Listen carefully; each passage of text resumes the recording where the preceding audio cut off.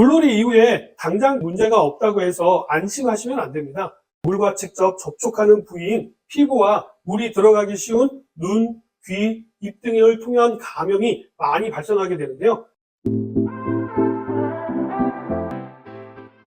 안녕하세요. 건강의 달인 건달입니다. 이제 본격적으로 물놀이의 계절이 다가왔는데요. 지난 장마 때 비 피해는 없으셨는지 모르겠네요. 자, 이런 분들께야 물은 무섭고 지긋지긋한 대상일 수 있습니다만 그래도 더위를 식힐 수 있는 것은 물놀이보다 좋은 것은 없겠죠. 시원한 계곡과 바다는 물론이고요. 워터파크나 수영장 등은 피서객으로 인산인해를 이루고 있는 시기인데요. 요즘은 바닥 분수라고 해서 바닥에서 물이 올라오는데 아이들이 엄청 좋아하더라고요. 물론 저도 해보았는데 생각보다 재밌더라고요. 그리고 여름에는요, 워터밤이라고 해서 놀이공원에서도 물축제가 진행이 되고요. 가수 싸이의 공연에서는 공연 중에 물을 뿌리는 행사를 진행하기도 합니다. 자, 그러나 이러한 물놀이도요, 잘못하면 여러 가지 질병에 걸리게 되는데요. 오늘은 이러한 물놀이 관련 질병에 대해서 말씀드리도록 하겠습니다. 물놀이 관련 질병은 주로 물과 직접 접촉하는 부위인 피부와 물이 들어가기 쉬운 눈, 귀, 입 등을 통한 감염이 많이 발생하게 되는데요. 미국 건강의료 매체인 웹MD 등의 자료를 토대로요, 여름철 주의해야 할 물놀이 감염병에 대해서 알려드리도록 하겠습니다. 먼저 피부로 감염될 수 있는 질병에 대해서 말씀을 드리자면요. 깨끗해 보이는 계곡이라든지 호수, 하천 등에는요, 인근 산속에 거주하는 야생동물의 배설물들이 들어있을 수 있습니다. 자, 이러한 동물의 소변에서 나오는 바이러스와 세균 등은요, 상처가 난 부위에 닿게 되면요, 렙토스피라증이 발생하게 되는데요. 동물의 소변에 의해서 감염되는 이 질병에 걸리게 되면요, 두통이라든지 발열, 근육통 등이 나타나고요. 며칠 만에 가볍게 치유되는 경우도 있지만 완치되는데 수개월이 걸리는 경우도 있다라고 합니다. 자, 이뿐만 아니라 워터파크나 수영장의 경우에는요, 수질 관리를 위해서 사용하는 소독제 등의 약품에 대한 알러지 반응이 나타날 수가 있기 때문에 주의가 필요합니다. 이러한 증상들은 사전에 예방하기가 어렵기 때문에요. 이러한 증상이 나타났다라고 하면 바로 물에서 나와서 병원에 가서 검사와 치료를 받으시는 것이 중요합니다. 더군다나 햇볕으로 인한 강한 자외선에 노출된 상태에서 이러한 자극을 받게 된다면 증상이 더 심하게 나타날 수가 있고요. 접촉성 피부염도 발생할 수가 있기 때문에 각별한 주의가 필요합니다. 특히 피부가 민감하신 분이시라고 한다면요, 각별한 주의가 필요하고요. 먼저 물에 들어가기 전에 자외선 차단제를 꼼꼼하게 잘 바르고 물놀이를 하시는 것도 좋은 방법이 될 수 있습니다.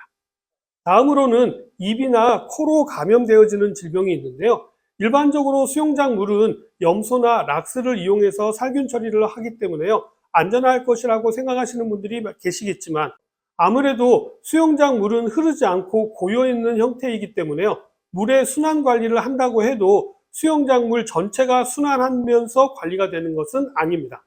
그렇기 때문에 대장균을 비롯하여서 박테리아와 기생충들이 번식하기가 쉽습니다. 이건 비단 수영장 수질 관리 시스템만의 문제는 아닌데요. 사실 수영을 하고 난 뒤에는 누구나 샤워를 잘 하지만요, 수영 전에 꼼꼼하게 샤워를 하고 수영장에 들어가시는 사람은 상대적으로 많지 않습니다. 대중 목욕탕에 이런 문구가 쓰여져 있죠. 탕에 들어가기 전에 몸을 깨끗이 씻고 들어가세요. 자, 한 번쯤 보셨을 겁니다. 아니, 씻으러 왔는데 미리 씻고 들어가라고? 저는 어릴 적에 이 문구가 이해가 되지 않았었는데요. 사실 이 부분은 아주 중요한 부분 중에 하나입니다. 우리 몸에는요, 다양한 미생물이 살고 있습니다. 그리고 특히 항문과 생식기에는 많은 미생물들이 살고 있기 때문에 이 부분을 먼저 제거하는 것은 아주 중요한 부분입니다. 그리고 목욕탕의 경우에는요, 우리 피부에 각질도 많기 때문에 미리 각질을 제거한 후에 들어가야 수질 관리가 가능하기 때문입니다. 이런 부분은 사실 유치원이나 초등학교에서 알려줘야 될 내용인데요. 이런 내용을 배운 적이 없기 때문에 이런 행동을 소홀하게 하게 되는 것이죠. 자, 이처럼 개인 위생에 소홀하게 되면요, 수영장 물이 오염되기가 쉬워지기 때문에요. 수영장이나 목욕탕에 들어가시기 전에는요, 반드시 깨끗하게 샤워를 하고 들어가시는 습관을 들이시는 것도 중요한 부분 중에 하나입니다. 그런데 대충 물만 묻히고 들어가시게 되면요, 이 물이 입을 통해서 체내에 들어가게 되어 수인성 전염병과 같은 질병을 일으키게 되는 것이죠. 자, 이러한 바이러스와 세균 등 유해한 미생물들이 우리 몸속으로 들어와서 감염을 일으키는 수인성 전염병에 걸리게 되면요, 구토라든지 복통, 설사, 발열 등의 증상이 나타날 수가 있습니다. 더군다나 해외의 사례이긴 합니다만 호수에서 수영하던 여자아이가 파울러 자유 아메바에 감염되어서 사망하는 일이 벌어졌는데요.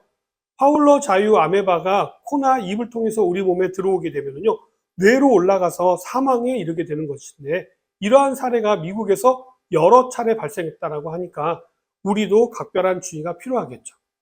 다음은 눈으로 감염되어지는 질병인데요. 이 부분은 아마 많이들 알고 계실 겁니다. 아폴로 눈병 하면 모두들 아실 텐데요.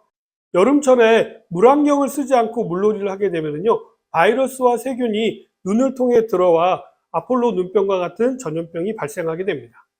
엔테로 바이러스나 코사키 바이러스에 감염되어서 생기는 급성 출혈 결막염을 아폴로 눈병이라고 하는데요.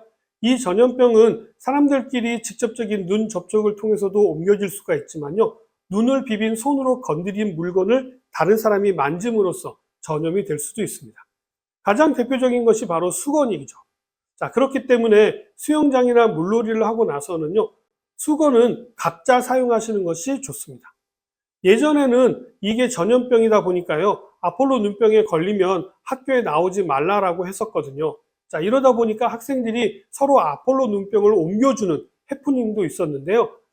각막에 출혈이 발생하게 되어서요, 눈이 토끼 눈처럼 빨개지는 증상이 나타나게 됩니다. 대개는 일주일 정도 지나면 자연스럽게 치료가 되는 경우가 있습니다만 심각한 후유증을 남길 수가 있기 때문에요, 빨리 치료하는 것이 중요하고요, 절대로 친구끼리 옮기는 일을 하시면 안 됩니다. 마지막으로 귀로 감염되어지는 질병인데요. 귀 건강에 특별한 문제가 없다라고 한다면요, 귀를 통한 감염은 잘 일어나지 않습니다. 혹시 귀 속을 살펴보신 적이 있으신가요? 귀 안에도요, 잔털이 엄청나게 많이 있습니다.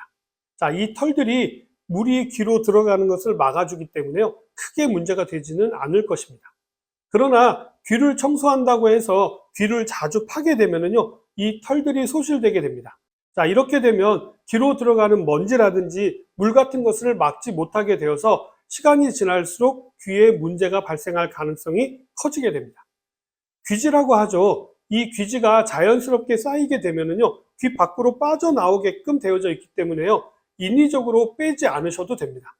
미용상 보기가 민망한 경우가 아니라고 한다면요, 그냥 그대로 두시는 것이 좋습니다. 그리고 무리하게 청소를 하다가 귀에 상처가 나게 되면요, 이야기는 좀 더 달라집니다. 귓구멍에서 고막까지 이어지는 웨이도는요, 물이 접촉하기가 쉬운 부위로 이 부위에 상처가 있거나 귀 속에 염증이 발생하게 되면요, 세균 침투로 인한 웨이도염이라든지 고막염이 나타날 수 있게 됩니다. 따라서 귀에 상처가 있다라고 한다면요, 물놀이를 삼가하시거나 물을 차단할 수 있는 귀마개를 착용하신 다음에 물놀이를 하시는 것이 중요합니다. 물놀이 이후에 당장 귀에 문제가 없다고 해서 안심하시면 안 됩니다.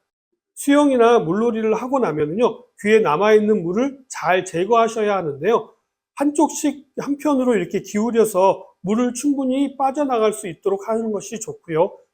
예전에는 바닷가의 경우에는 주변에 햇볕에 달궈진 돌을 귀에 대고 있는 것도 도움이 된다라는 이야기도 있었습니다만 요즘은 면봉이 있기 때문에요, 가볍게 면봉으로 귀에 남아있는 물기를 제거하시는 것이 중요합니다.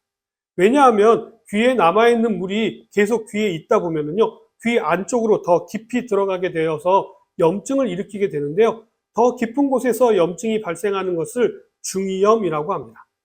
외이염은 어느 정도 심하지 않으면 시간이 지나면 치료가 되는 경우가 많지만요, 중이염의 경우에는요, 심하게 되면 청력을 잃어버리는 경우가 발생할 수가 있기 때문에요, 각별한 주의가 필요합니다.